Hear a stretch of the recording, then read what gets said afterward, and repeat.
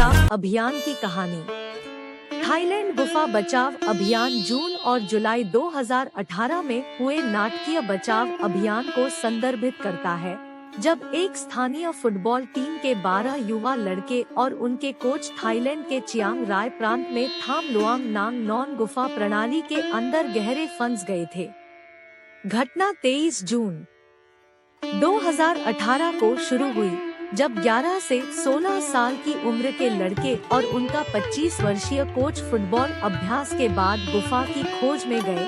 उनसे अनभिज्ञ भारी वर्षा के कारण गुफा में बाढ़ आ गई थी, जिससे उनका निकास अवरुद्ध हो गया था और वे प्रवेश द्वार से लगभग 4 किलोमीटर 2.5 मील दूर फंस गए थे। जब लड़के और उनके कोच लौटने में विफल रहे, तो उनके परिवारों ने अलार्म बजाया, जिससे बड़े पैमाने पर खोज और बचाव अभियान चलाया गया। थाई नेवी सील, स्थानीय पुलिस और अंतर्राष्ट्रीय बचाव दल सहित अधिकारी लापता समूह का पता लगाने के लिए सेना में शामिल हो गए।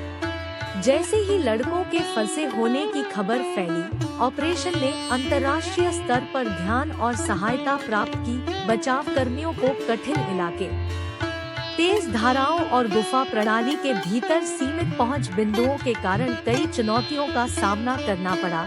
इसके अलावा मानसून के मौसम में जल स्तर बढ़ने का लगातार खतरा बना रहता है, जिससे बचाव अभियान समय के विपरीत दौड़ बन जाता है। लड़कों का पता लगाने के प्रयास कई दिनों तक जारी रहे। गोताखोरों ने बाढ़ वाली सुरंगों को पार किया और व्यापक खोज की।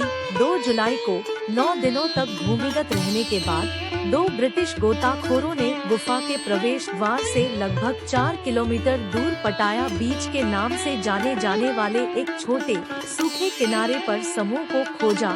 हालांकि कमजोर और भूखे थे, सभी 13 व्यक्ति जीवित पाए गए। उनकी खोज के बाद ध्यान फंसे हुए समूह को सुरक्षित रूप से निकालने की योजना तैयार करने की ओर स्थानांतरित हो गया।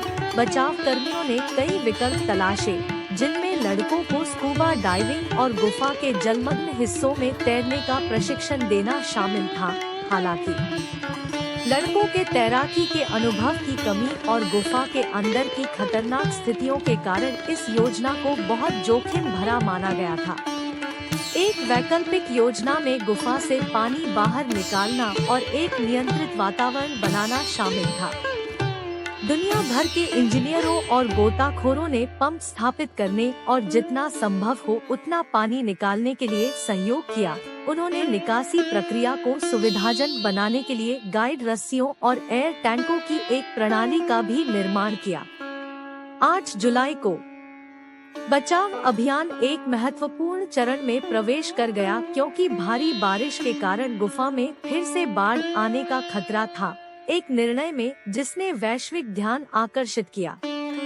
यह निर्धारित किया गया कि कार्रवाई का सबसे सुरक्षित तरीका एक जटिल प्रणाली का उपयोग करके लड़कों को निकालना था, जिसमें गोताखोरों की एक टीम शामिल थी जो गुफा के खतरनाक हिस्सों के माध्यम से प्रत्येक लड़के का मार्गदर्शन कर रही थी। अगले 3 दिनों में अंतर्राष्ट्रीय सहयोग और बहादुरी का एक उल्लेखनीय प्रदर्शन करते हुए विशेषज्ञ गोताखोरों की एक टीम प्रत्येक लड़के के साथ व्यक्तिगत रूप से बाढ़ वाले हिस्सों में गई, संकीर्ण मार्गों और जलमग्न कक्षों में नेविगेट किया। सुरक्षा की यात्रा में प्रत्येक व्यक्ति को कई घंटे लग गए। गोताखोरों ने सावधानी पूर्वक अपनी वायु आपूर्ति का प्रबंधन किया और लड़के पूरे समय शांत रहे। 10 जुलाई को कोच सहित समूह के अंतिम सदस्यों को सफलतापूर्वक बचा लिया गया, जिससे 18 दिनों की कठिन परीक्षा समाप्त हो गई। लड़कों और उनके कोच को तुरंत नजदीकी अस्पताल में स्थानांतरित कर दिया गया, जहां उन्हें चिकित्सा सहायता मिली और संक्रमण के प्रसार को रोकने के लिए अलगाव की अवधि से गुजरना पड़ा। थाईलैंड गुफा बचाव अभियान ने दुनिया भर में लोगों को मंत्रमुग्ध कर दिया। बचाव दल को उनकी निस्वार्थता और समर्पण के लिए नायक के रूप में सम्मानित किया गया। सफल ऑपरेशन अंतर्राष्ट्रीय सहयोग की शक्ति और मानवीय भावना के लचीलेपन का प्रमाण था। लड़के और उनके कोच शारीरिक और भावनात्मक रूप से ठीक हो गए और उनकी कहानी दुनिया भर में दूसरों को प्रेरित करती रहती है। Vertical bar.